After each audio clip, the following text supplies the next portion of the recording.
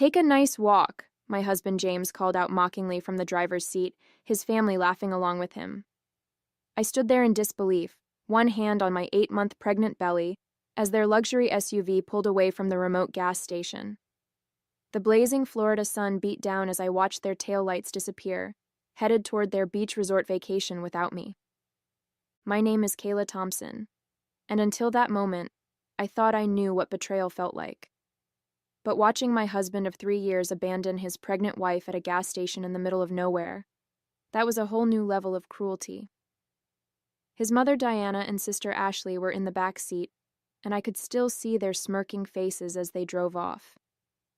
It had started as a normal bathroom break during our road trip to Daytona Beach.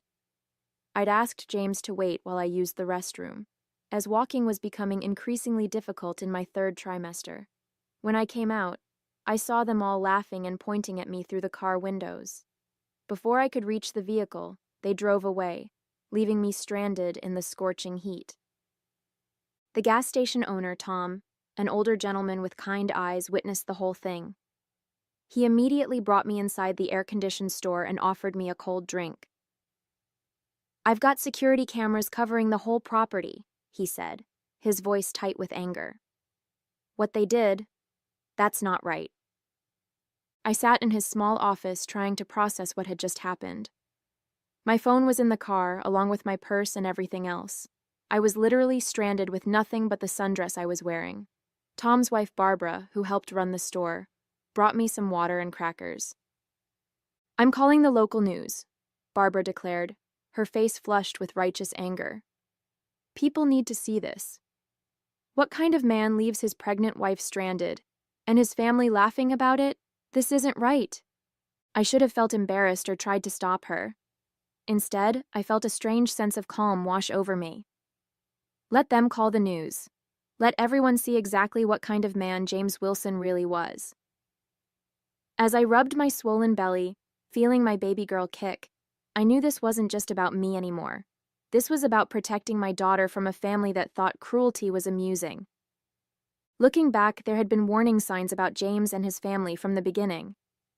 When we first met at a charity gala 3 years ago, James seemed different from his family, kinder, more genuine. He was a corporate executive at Florida Values Insurance, a company that prided itself on traditional family principles. I was a kindergarten teacher who loved my work with children. We fell in love quickly, and despite his family's subtle disapproval, we got married within a year. Diana, my mother-in-law, ran the prestigious Wilson Family Foundation, which organized high-profile charity events in Jacksonville. She never missed an opportunity to remind me that I didn't quite fit into their social circle. "It's sweet that you work with children," she would say, her voice dripping with condescension, though I always hoped James would marry someone more accomplished. Ashley, James's sister, was even worse. She'd orchestrated countless social situations designed to humiliate me, like the time she invited me to a casual lunch that turned out to be a formal charity board meeting, leaving me mortified in my simple sundress among women in designer suits. "Oh, I must have forgotten to mention the dress code," she'd said with a smirk. But James had always defended me, at least in the beginning. That changed when I got pregnant. It was as if a switch flipped in him. Suddenly, he started agreeing with his mother's criticism, laughing at his sister's cruel jokes, and treating me like I was an embarrassment. Tom's voice brought me back to the present. "The news crew will be here in about an hour," he said, checking his phone. "And I've got the security footage ready. Shows everything clear as day." Barbara handed me another bottle of water. "Your hands are shaking, dear. When was the last time you ate?" I realized I'd missed lunch, caught up in the excitement of the trip that was supposed to be our last vacation before the baby came.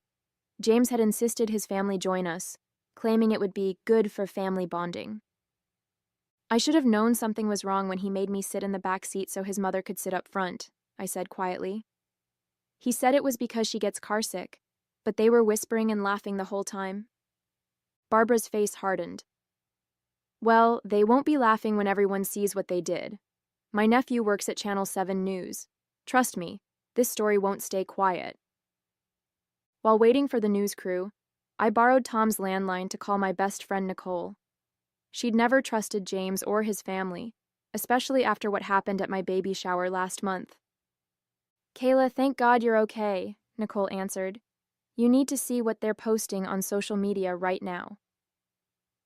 Tom turned his computer monitor toward me, logging into Facebook. There, on James's page, was a series of photos posted just 20 minutes ago. My hands shook as I read the caption. "Finally free for a relaxing family vacation. Some people just can't handle the Wilson lifestyle. Beach life. Family first." The photos showed James, Diana, and Ashley lounging by the resort pool, cocktails in hand, acting like nothing was wrong. Comments from their social circle poured in, all laughing and congratulating them on their escape. "There's more," Nicole said grimly. "Diana's foundation just announced a fundraiser for family values and responsibility next week. The hypocrisy is unreal." Tom's security footage was playing on his other monitor. I watched myself walking out of the bathroom, pregnant, belly prominent, as James's SUV deliberately pulled away. The sound was clear enough to pick up their laughter. "Those aren't people," Barbara muttered, watching the footage. "They're monsters." My phone was still in the car, along with my hospital bag, the bag I'd packed carefully with everything I might need, given how close I was to my due date. The realization hit me hard. They hadn't just abandoned me. They'd deliberately put my baby at risk. A sharp pain shot through my abdomen. Barbara noticed immediately and grabbed my hand. "Honey, are you having contractions?" "Just Braxton Hicks," I assured her, but another pain made me gasp. "At least I think they are." Tom was already on the phone with emergency services. "Better safe than sorry," he said. "The nearest hospital is 40 minutes away." As if on cue, a local news van pulled into the parking lot. The reporter, a woman named Jennifer Parker, took one look at my condition and made an executive decision. "We're getting you to the hospital first," she said firmly. "We can do the interview there. This story isn't just about abandonment anymore. It's about endangering an unborn child." As they helped me into the news van, I saw more media vehicles approaching. Apparently, the story had already caught attention. My hands shook as another contraction hit, this one stronger than before. "The doctors will take good care of you," Jennifer assured me, holding my hand as they drove. "And we'll make sure everyone knows exactly what kind of people the Wilsons really are." Looking out the window at the gathering media circus, I realized this had become much bigger than just me. Sometimes, the worst moments in our lives lead to unexpected justice. The hospital's maternity ward became an unexpected headquarters for what was quickly turning into a viral news story. My contractions had subsided. False labor brought on by stress, the doctors said, but they wanted to keep me overnight for observation. By evening, the security footage from the gas station had hit every major news outlet in Florida. "Mrs. Wilson," a nurse said, poking her head into my room, "there are more reporters asking to speak with you. Should I send them away?" I was about to answer when my phone lit up. Nicole had brought it to me after retrieving it from the resort where James and his family were staying. A staff member had found it in their room and, after seeing the news, reached out to help. "Kayla, turn on Channel 7 now," Nicole urged, her voice urgent. "They're interviewing Diana at the resort." The nurse helped me find the right channel. There was my mother-in-law, perfectly coiffed in her designer resort wear, trying to spin the story. "This is all a misunderstanding," Diana said smoothly to the reporter.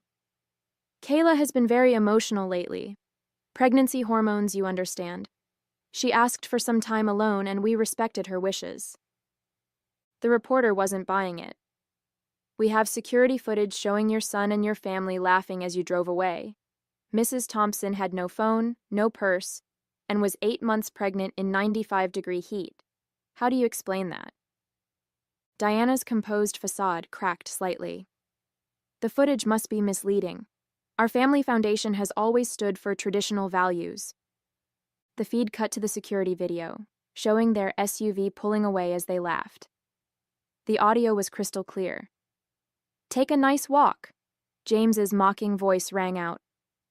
My phone started buzzing with notifications. The Wilson Family Foundation's social media pages were being flooded with outraged comments. Their major donors were publicly withdrawing support. James's company, Florida Values Insurance, was trending on Twitter. "Your story's gone national," Jennifer Parker said, walking into my room with her camera crew. "People are furious. Do you want to make a statement?" I thought about James and his family, probably still lounging by the pool, thinking they were untouchable. I thought about other women who might be trapped in situations with people like them. "Yes," I said, sitting up straighter in the hospital bed. "I want to talk about what happened." The interview was raw and honest. I described how James's behavior had changed during my pregnancy, how his family had orchestrated this vacation to humiliate me. I talked about the baby bag with my medical information that they'd driven away with, showing how little they cared about my child's safety. As I spoke, more messages flooded in. James's colleagues were publicly distancing themselves. His company's CEO had released a statement saying they were deeply concerned about the incident and would be reviewing the situation. "Mrs. Thompson," Jennifer said gently, "your story has struck a nerve. Women across the country are sharing similar experiences of emotional abuse and abandonment. You've started a movement." I placed my hand on my belly, feeling my daughter kick. "I'm not doing this for revenge," I said to the camera. "I'm doing this because no one should have to experience what I did today, and my daughter needs to know that her mother stood up to bullies even when those bullies were family." By morning, the story had exploded beyond anything I could have imagined. Tom, the gas station owner, appeared on a national morning show, sharing how his security cameras had captured not just the abandonment, but a disturbing conversation before I'd come out of the bathroom. "They were planning it," Tom revealed to millions of viewers. The audio picked up the mother-in-law saying, "This will teach her to embarrass our family." They were laughing about leaving a pregnant woman stranded. Who does that? Nicole rushed into my hospital room, her face flushed with news. "Kayla, you need to see this. Someone leaked emails from Diana's foundation." She held up her tablet, showing me internal communications from the Wilson Family Foundation. The emails revealed a calculated campaign to isolate me from James, with Diana explicitly stating that a pregnant kindergarten teacher wasn't Wilson material. But the real bombshell came from Ashley's leaked texts to James. "Once the baby's born, we'll have grounds to claim she's an unfit mother. Your position at Florida Values Insurance and Mom's Foundation connections will make sure we get custody." The revelation hit me like a physical blow. This wasn't just about humiliating me. They'd been planning to take my baby. "Mrs. Thompson?" A man in a suit appeared at my door, introducing himself as Michael Roberts, Florida Values Insurance's Chief Ethics Officer. "May I speak with you privately?" After Nicole stepped out, he got straight to the point. "We've terminated James's employment, effective immediately. Our company cannot be associated with someone who would endanger a pregnant woman and deliberately plan to separate a mother from her child." He handed me a folder. "These are screenshots from James's company email, showing he used corporate resources to research custody lawyers specializing in maternal fitness cases. We're turning everything over to your legal team." My hands shook as I read through the documents. James had been laying groundwork for months, documenting every small mistake I made, planning to use my emotional instability against me. "One more thing," Michael added, his expression grave. "Our HR department discovered James has a pattern of workplace harassment. Several female employees have now come forward with complaints they were previously afraid to file. This goes beyond your situation, Mrs. Thompson. You've exposed a systemic problem." As he left, Jennifer Parker returned with breaking news. Diana's largest charity partners were publicly cutting ties with the Wilson Family Foundation. The prestigious country club where they held their social events had revoked their membership. Their carefully constructed world of influence was crumbling. "The resort just asked them to leave," Jennifer reported. "Their guests were complaining about sharing space with those horrible people from the news. They're being escorted out as we speak." My phone buzzed.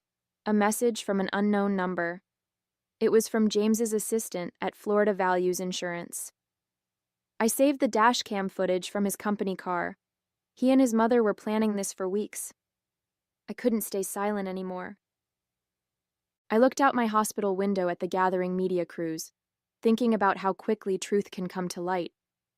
The Wilsons had planned to destroy me, but their own actions had destroyed themselves instead. The next day brought an unexpected visitor, James's former executive assistant, Amanda, clutching a thick folder and looking nervous. "I can't keep quiet anymore," she said, sinking into the chair beside my hospital bed. "The custody plan? It wasn't just about getting the baby. There's money involved, a lot of it." Amanda spread out documents across my bed, insurance policies, trust fund papers, and financial statements painted a disturbing picture. James and his family had taken out several policies related to my pregnancy, including a substantial life insurance policy I'd never known about. "They were planning to paint you as unstable," Amanda explained, her voice shaking. "The abandonment wasn't just cruelty, it was meant to provoke a stress reaction they could document. If you'd gone into labor at that gas station..." The implications made me feel ill. Nicole, who had been quietly listening, spoke up. "We need to get this to the FBI. This isn't just a viral news story anymore. It's attempted insurance fraud." Jennifer Parker arrived just as we were reviewing the documents. "We need to be careful how we handle this," she advised. "The Wilsons still have powerful friends. They're already trying to spin this as a publicity stunt." As if on cue, my phone lit up with a notification. Diana had posted a video statement on the Foundation's website, tears streaming down her perfectly made-up face. "We only wanted to protect our grandchild," she claimed. "Kayla's erratic behavior had us deeply concerned. We never meant..." The video cut off as another call came in, James himself. After conferring with Jennifer and Amanda, I put it on speaker. "Kayla, baby, please," he begged, his voice honey-sweet. "This has all gotten out of hand. Let's talk privately, work things out. Think about our daughter. She needs her father." I thought about the insurance policies, the custody plans, the calculated cruelty. "You're right, James. She does need her father, just not one who would risk her life for a financial scheme." "What are you talking about?" His voice turned sharp. "Be careful what you say, Kayla. Remember who you're dealing with." "No, James. Remember who you dealt with. A kindergarten teacher who knows how to document everything, who has witnesses, security footage, and now your own paper trail, who has the national media watching every move you make." The line went silent for a moment. When he spoke again, the fake sweetness was gone. "You'll regret this. My family..." "Your family is finished," I cut in. "Check your phone. The FBI just announced an investigation into the Foundation's finances. Apparently someone sent them some very interesting documents." Amanda smiled grimly as she hung up her own phone. "The federal agents just arrived at the motel where they're staying," she reported. "The insurance company's fraud division is cooperating fully." I rubbed my belly, feeling my daughter kick strongly. "She's going to grow up knowing her mother stood up to bullies," I said softly. "That's worth more than any trust fund." Jennifer's camera crew captured the moment the FBI led Diana out of the motel in handcuffs, her perfectly crafted image crumbling as she faced the consequences of her actions. Sometimes justice comes in unexpected ways. 1 week later, I sat in my hospital room cradling my newborn daughter Lily, who had decided to make her entrance 2 weeks early, perfectly healthy and beautiful. The TV mounted on the wall played coverage of the Wilson family's downfall. "Breaking news: federal investigators have uncovered a pattern of insurance fraud at the Wilson Family Foundation," the anchor announced. "Sources say the attempted exploitation of a pregnant woman was just the tip of the iceberg." The footage cut to James being led out of his lawyer's office in handcuffs, no longer the polished executive but a desperate man facing federal charges. Diana's foundation was being dissolved, its assets frozen. Ashley's social connections had evaporated overnight. Tom and Barbara from the gas station had sent flowers, along with a note. "Your daughter has a strong mother. That's worth more than any fancy family name." Nicole helped me adjust Lily's blanket as we watched James's company CEO make a statement. Florida Values Insurance is establishing a fund for victims of domestic manipulation and financial abuse. The seed money comes from the bonus we withdrew from James Wilson upon his termination. I looked down at Lily, sleeping peacefully in my arms. She would grow up knowing her mother's strength, not her father's cruelty. Sometimes the best revenge isn't about getting even, it's about breaking free and building something better from the ashes. 3 months later, I returned to my kindergarten classroom, greeted by supportive parents and administration that had stood by me throughout the ordeal. On my desk sat a framed newspaper article. Gas station abandonment case leads to new state law. The Thompson Protection Act now made it a felony to deliberately abandon a pregnant woman in dangerous conditions. Diana's crocodile tears at her sentencing hadn't swayed the judge, who cited her calculated cruelty in handing down a 5-year sentence for insurance fraud. James and Ashley faced similar consequences for their roles in the scheme. My story had become a catalyst for change. Florida Values Insurance had hired me as a consultant for their new family protection initiatives. The speaking invitations poured in: women's groups, corporate ethics panels, law enforcement training sessions. But my favorite moments were still in my classroom, teaching my young students about kindness and standing up to bullies. Lily thrived, surrounded by love from my real family: Nicole, who became her godmother, Tom and Barbara, who visited regularly, and the countless strangers who had become allies. The Wilson family's social media accounts stayed silent, their once mighty influence reduced to a cautionary tale. Remember, I told a reporter who asked about my message to others, sometimes the worst moments in our lives lead us to our greatest strength. Lily will grow up knowing that her mother didn't just survive, she helped change things for the better.